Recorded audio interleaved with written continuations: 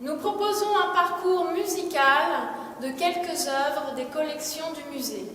Au violon, Sarah Labrousse, Françoise Dufaux, à l'alto, Carole Dauphin et au violoncelle, Ariane Lallemand. Nous allons découvrir une œuvre d'Edmé de la Rochefoucauld qui va peindre Paul Valéry, qui fera son portrait, ici qui le représente dans son bureau, puisqu'elle tenait un salon réputé, célèbre, à la place des États-Unis à Paris.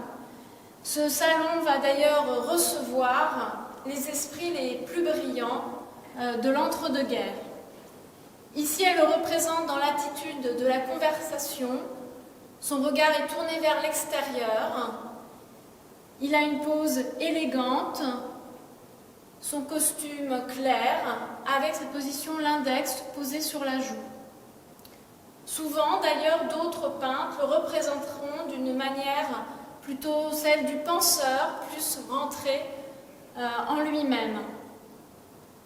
Ici, on voit aussi cette amitié entre la duchesse Edmé de la Rochefoucauld, qui est peintre et poète, qui va donc pouvoir représenter Paul Valéry, et lui-même d'ailleurs représentera la duchesse lors de ses fréquents séjours dans son château à Montmirail.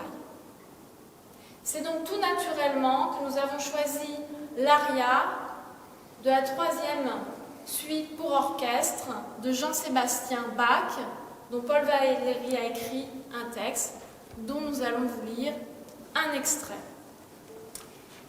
Tiré de Art et esthétique de Paul Valéry,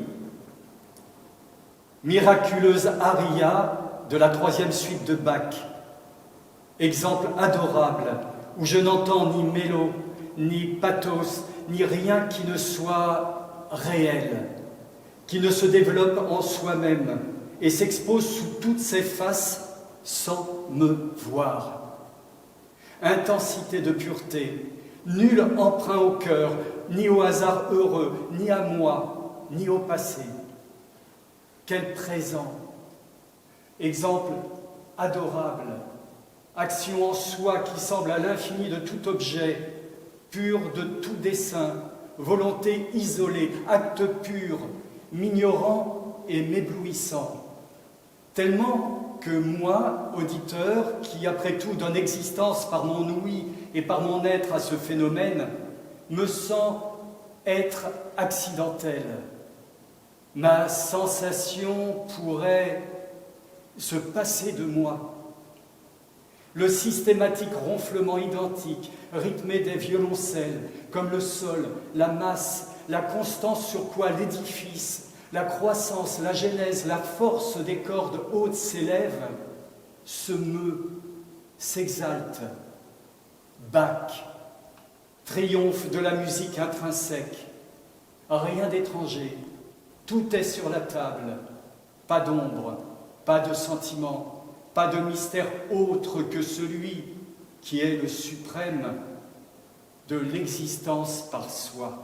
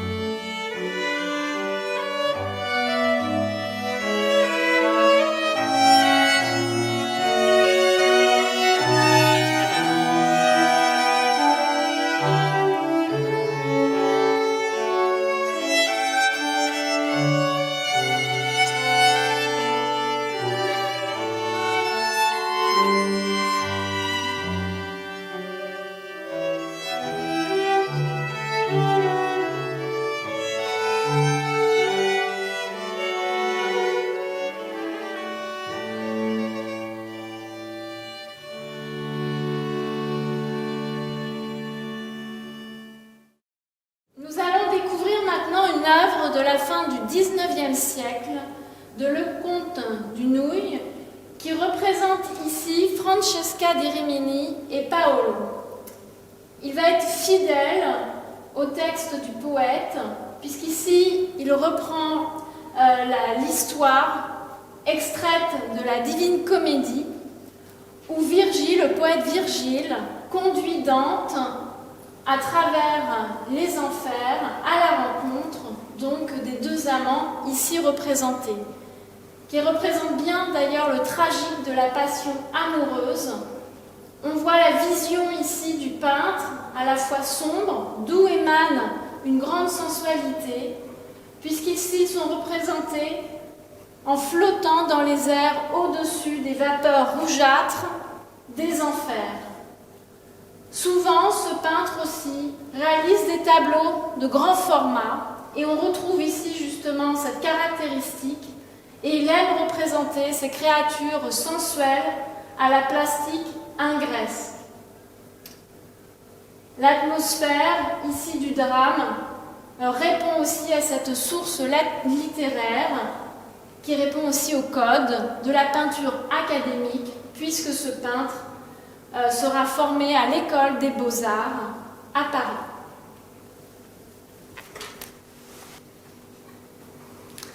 Alors nous avons pris le parti pour faire un lien avec le tableau et la musique, de vous proposer le premier mouvement du quatuor à cordes de Gabriel Fauré. Gabriel Fauré, donc compositeur français de la fin du XIXe siècle et début XXe siècle, il est mort en 1924, contemporain donc de Paul Valéry, qui le connaissait, qui l'appréciait beaucoup, qui avait rencontré dans des salons littéraires et, de l'époque. Et donc la caractéristique principale de Gabriel Fauré, c'est d'avoir toujours puisé son inspiration dans la littérature et plus particulièrement dans la poésie. C'est-à-dire qu'il a fait énormément de compositions sur des poèmes, que ce soit des parnassiens ou des symbolistes, entre autres Apollinaire. Hein. Et en fait, pourquoi on a choisi ce tableau et ce quatuor à cordes?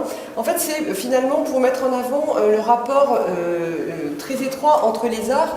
D'un côté, la peinture et la littérature pour Dante, et ici pour la musique et la poésie. Alors, en ce qui concerne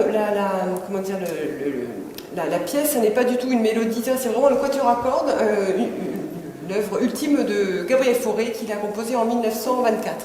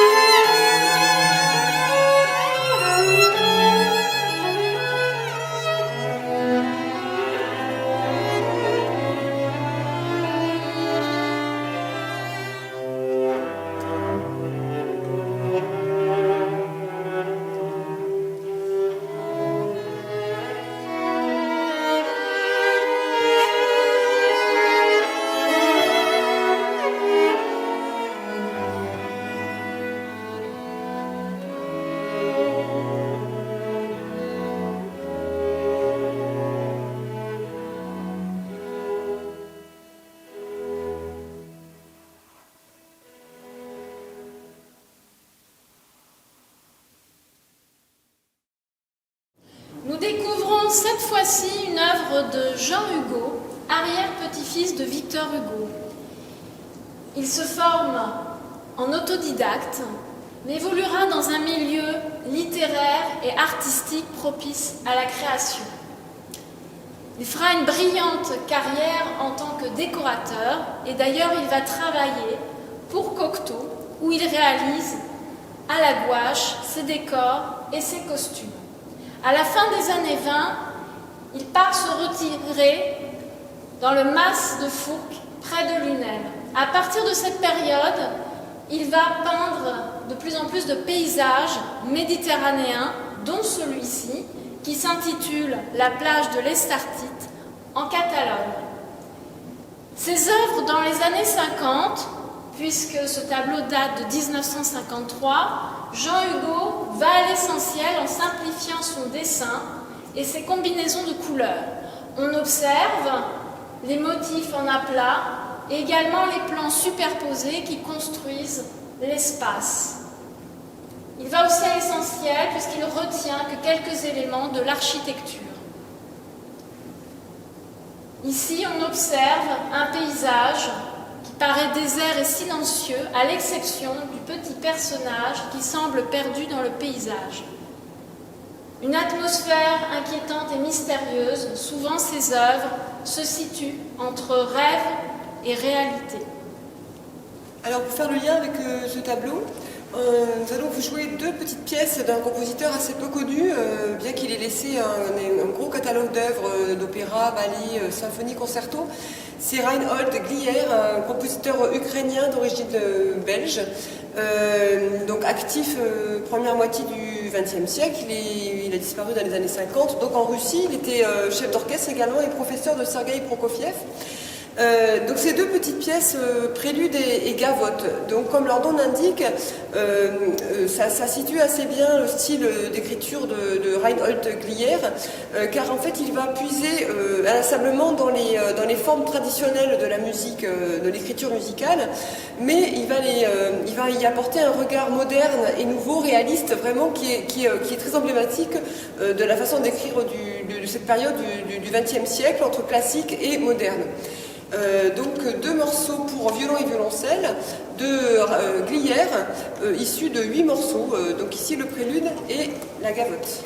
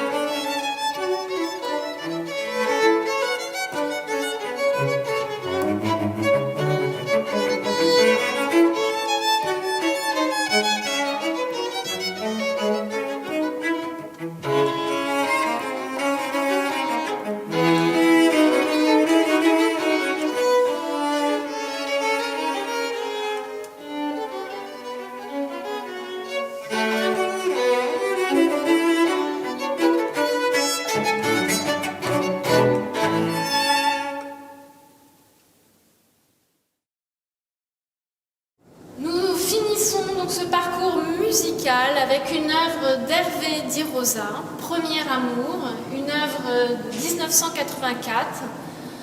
Hervé Di Rosa, aux côtés de Robert Combas, François Boiron, Rémi Blanchard, entre autres, fait partie de ce groupe artistique que l'on nomme la figuration libre, terme trouvé par l'artiste Ben. Ici, dans cette toile, il nous plonge dans une forêt fantastique, peuplée de personnages grotesques, burlesques.